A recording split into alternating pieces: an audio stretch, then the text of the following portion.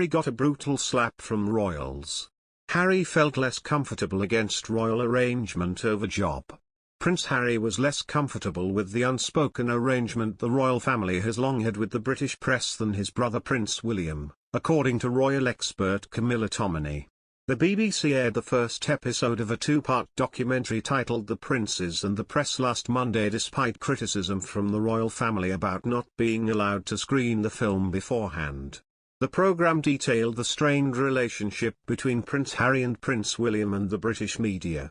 The host, Amol Rajan, stated, "One prince is choosing to play the game, the other is trying to change the rules of the game." Royal expert Camilla Tominey spoke about the arrangement on Royal Insights. Ms. Tominey said, "I think that both of the boys have always seen the press as a necessary evil. However, when we talk about playing games, we know that Harry was less comfortable with the arrangements than William was. We saw this particularly when Meghan came on the scene and he actually got Jason Knauf, then Communications Secretary, to release this quite unprecedented statement where he did refer to it as a game that he and Meghan weren't willing to participate in. So there's always been this degree to which Harry has rebelled against this idea of playing ball with the media. You scratch their backs, they'll scratch yours." She added, "Prince William has had angry encounters with the media in the past, complaining vociferously, for instance, when a younger Kate Middleton was besieged by paparazzi as she walked to her London home, so he's no fan of underhand tactics." Having said that, unlike Prince Harry, who tends to consume a lot of his news on his phone, and even once admitted to reading the comments beneath stories, William will read the newspapers in their kind of paper format and takes quite an interest in current and global affairs.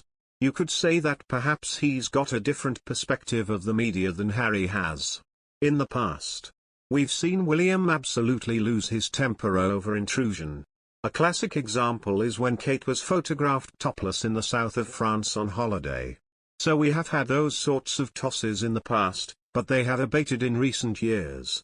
Probably because perhaps the interest has abated. So that in turn has kind of solved the problem, I think, for the Cambridges. For Harry and Meghan, their complaint isn't just about intrusion. It's also about negative headlines and whether they are fair and accurate.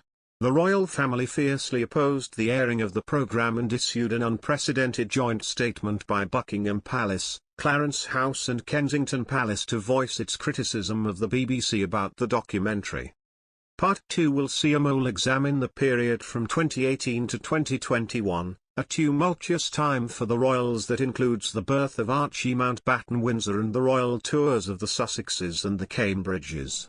The second segment of the programme will air at 9 p.m. on Monday 29th on BBC Two.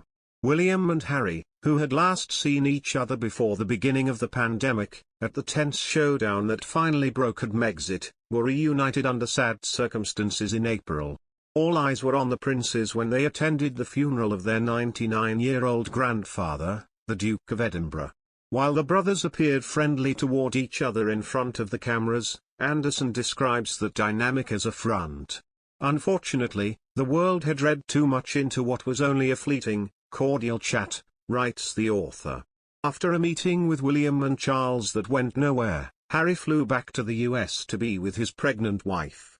He returned to the United States one day before the 95th birthday of the newly bereaved Queen.